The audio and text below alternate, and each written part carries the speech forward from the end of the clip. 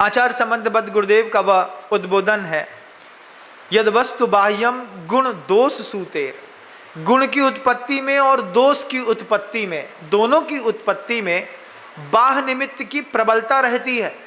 उस बाह्य निमित्त को पाकर के अंतरंग उपादान जब परिवर्तित होता है, तब या तो इसका उत्थान होता है या पतन होता है। और सबके जीवन में होता है, आपके जीवन में भी उत्थान और पतन होता है। किसी के जीवन में ज़्यादा होता है, किसी के जीवन में कम होता है। आपके बच्चे के जीवन में ज़्यादा पतन हो गया, महाराज सोचा नहीं था ऐसा निकल गया। आपके जीवन में भी पतन हुआ, थोड़ा कम हुआ। आप भी पाप सोचते हैं, कर नहीं पाते। आपका बच्चा पाप सोचता भी है और कर भी देता है, क्योंकि अभी उसको ज़्यादा ज्ञान नहीं है। उतना ज्ञान आपको भी है। आप सोचने का पाप करते हैं। सोचने, अरे महाराज आप कैसे पता? आपको सब पता ना। आपको जब पता तब तो बताएंगे। जब संबंधबद्ध गुरुदेव ने अन्य आचार्यों को बोल दिया, अन्य आचार्यों ने गुरुदेव को बोल दिया, गुरुदेव ने हमको बोल दिया, तो हमने आपको बोल दिया। वक्त रहते बाहरी निमित्त की शुद्धता पर ध्यान दीजिएगा। कोई भी चीज है, मंदिर है, बाहरी निमित्त की शुद्धता मायने रखती है। भोजन है, बाहरी निमित्त की शुद्धता मायने रखता है। पूजन में भी बाहरी निमित्त की शुद्धता मायने रखती है, तब अंतरंग उपादान काम करता है। अपने हाथ से जब आप खुद केसर रंगते हैं, पीसते हैं, घोटते हैं, उससे चावल बनाते हैं, उससे पूजा करने का आनंद और लगी लगाई थाली से पूजा करने का आनंद एक है?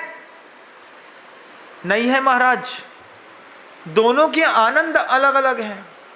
अगर आपको शुभोपयोग में रहने का मन करता हो, अगर आपको पुण्य कमाने का मन करता हो, अभी तो आपके पास है पूर्व भव का, परिस्थितियां आपकी शुभ हैं, लेकिन आपके भाव अशुभ हैं। आप दान देते हैं, ये बात तो तय है, लेकिन ये बात भी तय है कि आप दान देना नहीं चाहते। बोलो हाँ। आप दान देते तो हैं। महाराज ने कहा एक खोखा लगेगा, बहुत विचार करके हाँ महाराज एक खोखा पक्का। आप दान देते तो हैं, लेकिन आप दान देना नहीं चाहते। तो जब तक आप दान देना नहीं चाहते वाला देने में आएगा, चाहत में भी हो मुझे देना है, उपत करके आकर के साधु से कहता है वो व्यक्ति, मैं कुछ देना चाहता हूं, क्या दे दूं आप बताइए ना। वो पूछता है, साधु भी समझदार हैं, वो पूछ लेते हैं, पहले अपनी सामर्थ्य का ज्ञान करा दो। महाराज ऐसा ऐसा मेरे पास है, मैं देना चाहता हूं, आप बताइए मैं क्या दे दूं। जिसकी अंतरंग से भावना होगी वो गुरु के पास आकर के खुद बोलेगा। श्वेतांबरों में ये बात बहुत अच्छे तरीके से चलती है। शाबक आता है श्वेतांबर के पास, अपने साधुओं के पास, 2 लाख 3 लाख 5 लाख 50,000 60,000 10,000 20,000 लेकर के आ जाता है। आकर के कहता है, भगवान इच्छामी बनते, मैं इसका लाभ लेना चाहता हूँ, मेरे पास 5 लाख रुपए हैं, मैं 5 लाख का लाभ लेना चाहता हूँ। ये शब्द हैं उसके। फिर गुरु कहते हैं उसके, लाभार्थी परिवार, पुण्यार्थी परिवार, लाभार्थी परिवार, दानदाता परिवार शब्द नहीं लाते वहां पे। इनने लाभ लिया, किसका? धर्म करने का लाभ लिया, तो इनको धर्म लाभ हो। अपने से उपज के भावना होना, दान तो देना है, ये तो तय है। कुछ गैया ऐसी भी होती हैं, उनके थनों में दूध बढ़ जाए तो अपने आप टप टप टप करके टपकने लगता है। कभी देखा है? नहीं देखा महाराज, आपके मुंह से सुन रहे हैं। हमने बिना थन में हाथ लगाए गैया की धार बहती देखी है। क्यों? इतना एन में दूध आ गया है, सहन नहीं हो रहा महाराज। अब सहन नहीं हो रहा तो गाय निकाल रही है उसको। माली देखता है तो माली देख करके जो ग्वाला होता है वो समझ जाता है, तो बाल्टी लेकर के आता है, धीरे से उसको दूह लेता है। जब दूहता है तब गाय को बड़ी शांति महसूस होती है, उसको कोई पीड़ा महसूस नहीं होती। जब तक नहीं निकलेगा तब तक पीड़ा है। ये बात आप लोग भी बहुत अच्छे से समझते हैं कि अंदर कुछ हो और अगर वक्त रहते वो बाहर ना निकले तो शरीर में पीड़ा बहुत होती है। अभी आपका पुण्य है और पुण्य वक्त रहते बाहर ना निकले तो यही पुण्य आपको पीड़ा देने लगेगा। यही निमित्त होते हैं। आचार्यों ने अपनी बात रखी, गुरुदेव ने कहा कितना भी अच्छा भोजन क्यों ना हो, महाराज हमारे यहाँ तो बिल्कुल शुद्ध मिलता है, बहुत अच्छी बात, लेकिन अगर आपकी जठराग्नि प्रबल नहीं है तो वो जो भोजन है वो भोजन आपकी मृत्यु का कारण बनेगा। अंतरंग की जठराग्नि थी नहीं, भोजन कर लिया, यही भोजन किसी पहलवान को खिलाया होता तो उसका शरीर चमचमाता।